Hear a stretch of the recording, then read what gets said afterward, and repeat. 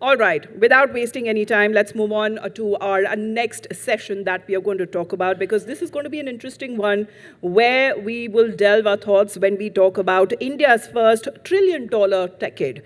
Now, why do we say that? Because we live in a world where markets are continuously are repricing instantly. Volatility, however, is no longer episodic, it is structural. Policy signals, geopolitical developments, and technological disruptions, they continue to influence valuations in real time.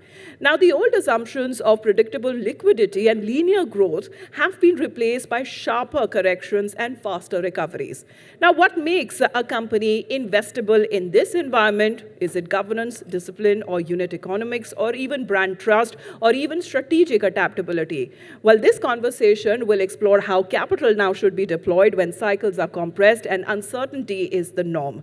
Please welcome on stage Mr. Kunal Bahl, who is the co-founder of Snapdeal and Titan Capital, founder of Ace Vector Group, and this conversation, again, is going to happen with Aisha Farid. Aisha, over to you. Kunal, thank you for your time today. And I'm quite excited because all the conversation today has been around tech and AI.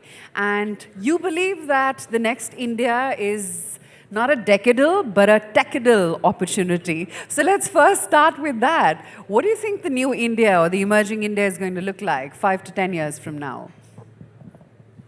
Firstly, thanks for having me. It's a pleasure being here. Everyone tends to always ask what will change in India in the next 10 years or 25 years as we get to or 20 years as we get to Viksit Bharat. And I always respond saying, what will not change? Everything will change. And likely change for the better. Now, if you look at, let's say, everyone compares to the US, right? Like, because they're farther along in their journey as an economy than we are. About 2.5% of their market cap, listed market cap, about 25% of their listed market cap is new age companies, like tech companies. In India, that is only 2.5%. Right? So out of our $5 trillion economy, only 150 billion is the market cap of listed new age tech companies. It is but obvious that as in the next 10 years, India gets to a 15 trillion market cap of all the listed companies, 8 to 10% should be at least the new age companies, right? It is very fathomable, and which would take us to a trillion plus. So I sometimes feel that we get too caught up in the here and now, like what's today's stock market doing, or yesterday or last year, or what is the projection for next year. If you just zoom out and do an altitude shift, you will see that over the next 10 years, there is just going to be companies after companies that will get listed in the Indian, from the new age economy. We will have not probably one company which is 100 billion or 200 billion or 300 billion like the US. We will likely have maybe 5 companies which are 50 billion. We'll probably have 20, 30 companies which are 10, 20 billion. And we may have dozens of companies. We probably already do. We're probably getting close to a dozen companies which are north, or more than a dozen companies which are north of $1 billion or a few $1 billion. So the potential, the headroom for growth for the Indian tech companies is immense, and we're just getting started. Interestingly, you gave an example of what the US is at currently. Other economies have had that moment when tech sort of stopped supporting the economy and became the economy. Is India at that inflection point right now as you look at it? Look, there are a few things, few tailwinds that are happening in India at the same time. One is that, consumption is formalizing, where thanks to demonetization, UPI, etc., consumption that was largely happening in cash is becoming formalizing. It's showing up in the P&Ls of businesses, right, and the cash flows of businesses. The financialization of small businesses is happening, which earlier was they had to borrow money at exorbitant rates of interest. And thirdly, there is a digitization of the entire infrastructure that is happening. The sum total of all of these three things is actually leading to the rapid adoption of tech businesses and their products and services in India, which has never happened before. Because structurally, some of these things, these elements didn't exist up till probably like 5-7 years ago. And so it is no surprise that we are now seeing Indian new age companies that up till a few years ago people were saying, will they even make it? Will they even survive? Is this a bubble? Etc. to now being celebrated companies, part of the Nifty 50 in many cases. This was unfathomable. Actually, just one as of now. Well, it always starts with one. But it is only a matter of time there'll be more than one. You know, that's the thing that the point that you were making earlier, that India has been known as a consumption economy. We always talk about the demographic advantage and so many more people to consume over here. That tech as of now is very consumption linked. How soon before we get our own IPs? How soon before India starts making its own LLM? Well, we are at it. I think the government is leaving no stone unturned. And we have the AI Summit next week in Delhi. And there'll be, I'm sure, a lot of big announcements that will happen there. A lot of global luminaries from the AI landscape are coming. Look, I think we tend to sometimes get obsessed with only one layer in the AI stack. When will India have its own LLM? We'll get there.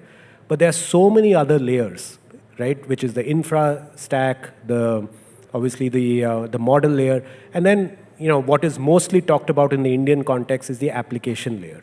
At least my belief is, and I already see that, like we've been investing in a lot of similar, AI application layer companies. They're building extraordinary solutions of global competitiveness. Give me an example when you say. I'll give you an example. So, a lot of people want to build very sexy AI apps because they, video creation, so photo cool. creation, Yeah. etc. I feel the value lies in building for relatively boring industries, right? Because not many people want to build for that. I'll give you an example. There's a company called ContraVault. We are investors in that company. What they are doing is using AI to make sense of tenders, right? Tenders as a space, as you know, is complicated. Like these tenders run into thousands of pages. There's a lot of inconsistency in the tenders. The guy who wrote the tender oftentimes doesn't know what was between page 5 and page 5,000, understandably. So they are using AI to interpret tenders, identify tenders, apply to tenders, track tenders. That is a great use case of AI. Excellent use case. Because when you take a tender, which is 5,000 pages, and feed it into a, name your favorite, AI app, you are going to get a garbage response.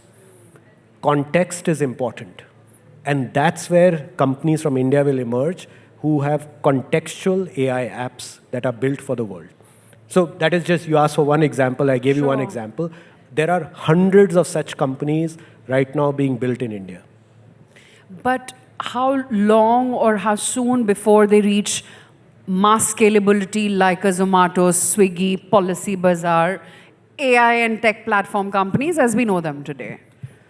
Sometimes we try to compare apples and oranges. They are not the same thing, right? A company whose revenue is measured in terms of number of meals they sell or number of phones they sell should not be compared to a company that is selling software, right? I feel, notwithstanding that, the cohort of companies that are building AI applications out of India, cumulatively, my sense is over the next few years will be generating billions of dollars of revenue. It seems small today, but everything seems small at one point in time in India. I remember there was a time 10, 15 years ago, people said e-commerce will not take off in India. Why would anyone buy anything online in India? Because Indian consumers like to touch things. And they started buying mobile phones, and people say, oh, it's a standardized box. Of course, it's easy. You know what a Samsung phone is, whether you buy it online or offline. Fine. Then they said, but they will never buy clothes. They started buying clothes. They're like, oh, fine, clothes is fine. They'll never buy shoes. They started buying shoes, and then they said, they'll never buy cosmetics. You have to put it on your face. They started buying cosmetics. Now nobody questions whether Can happen online yes, or not. I think we will always continue to be surprised at the ingenuity of Indian entrepreneurs and the acceptance and acceptiveness of Indian customers to new solutions. That's great. The opportunity is there. Where's the gap? Capital. I feel we still don't fully appreciate the dearth of capital we have in our country to fuel the innovation we feel we are capable of building, but are not building yet or have not built yet. We will always feel, we come from a very frugal mindset as a business community, right? Because given the trajectory of our country post-independence, we made obviously great grounds. We went from we used to be top 2 GDP in the world for 1700 years, from AD 1 to AD 1700. Then for 350 years, we went in the doldrums with the invasions. And then after 75 years of independence, we are top 3 again, or almost top 3 again. But, I don't think we fully appreciate how much capital will be needed to build world-beating tech companies out of India. Last year, Indian startups raised $10 billion. Comparatively, the US startups raised $300 billion in 1 year, order of magnitude of 30x. Just today morning, Anthropic announced raising $40 billion. Right? So I think the government is cognizant of that. They've launched this 1 lakh crore RDI fund. It is a lot. By Indian standards, like $11-12 billion fund is a lot. But we need a lot more than that. We need to be okay with the concept of there will be some wastage along the way of building world-beating tech companies out of India. And we need to make peace with it. The next world-beating tech company, will it be a startup as we know it right now, or the traditional IT companies as we have known them will be able to adapt? I know it's very topical, given what's happening in the markets right now, but I wish I knew the answer. If I were making a bet in terms of where would the next very valuable companies be created, new companies, I should say. There'll be existing companies that will adapt very well and leverage AI. I don't call them new companies. I feel companies at the intersection of consumption and AI in India over the next 10, 15 years will build immensely valuable businesses. On that note, thank you so much for that amazing insight into what India's next decade is going to look like.